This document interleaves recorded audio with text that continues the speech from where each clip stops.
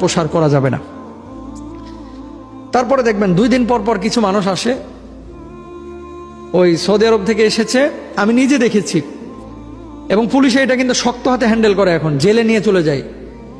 কাবার এখানে যখন দোয়া করে, মাথা লাগায়া দোয়া করে আর ছোট্ট ব্লেড নিয়ে যায় কাবার এই গিলাফ কাটা শুরু করে, এটাকে বরকতের আশায় ওই কাবার গিলাফ ছিঁড়ে কাটে নিয়ে আসে।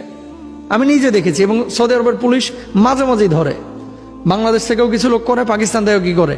তো ওই যে ওপর কাটলে তো বুঝে নেবে, এই জন্য কি করে নিচ থেকে অল্প একটু কাবারটা কাটে, কাবার গিলাফ। গেলেন উমরা করতে বরকতের জন্য, আর আপনি চুরি করে নিয়ে আসলেন। গেলেন আল্লাহর ঘরকে সম্মান করতে, আল্লাহর কাছে হাজিরা দিতে, যে আল্লাহর ঘরের কাপড় কাটে নিয়ে আসলেন, আল্লাহ খুব খুশি হবে। আস্তাগফিরুল্লাহ আস্তাগফিরুল্লাহ। কোথায় যাচ্ছি আমরা, কোথায় যাচ্ছি আমরা, বিশ্বাস করা যাবে না। এটা নবীজির পাগড়ি, কেউ আমিন না লিখে যাবেন না। আর কিছু ওলি আছে, কেউ আমিন না লিখে যাবেন না, যেন ঠিকাদারি নিছে আমিন লেখার লেগা। কে রে ভাই, এখানে যে তুমি লিখছো কেউ আমিন না লিখে যাবেন না, এটা তুমি পাইলা কই? এখানে আমিন লিখলে কি হবে? নবীজির লাঠি মানলাম, এটা নবী সাল্লাল্লাহু আলাইহি সাল্লামের মোবারক বা বরকতময় লাঠি, মেনে নিলাম। তো লাঠির নিচে আমিন কেন লিখতে হবে? আল্লাহ লাঠিটারে কবুল করো।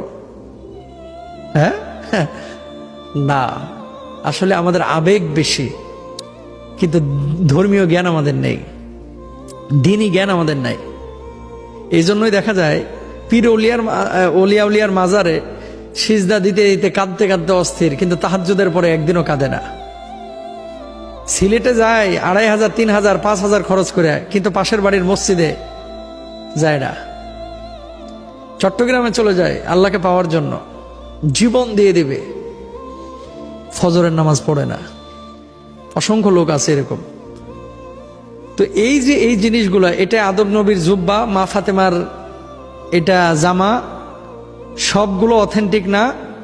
কিছু কিছু ক্ষেত্রে ইহুদিদের চক্রান্ত আছে। কেমন?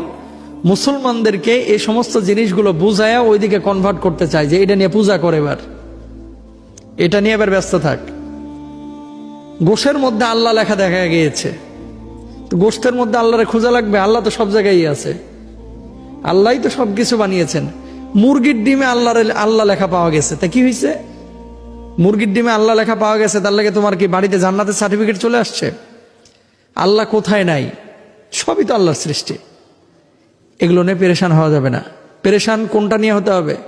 আমি আমল নিয়ে কবরে যাচ্ছি কিনা, এটা নিয়ে।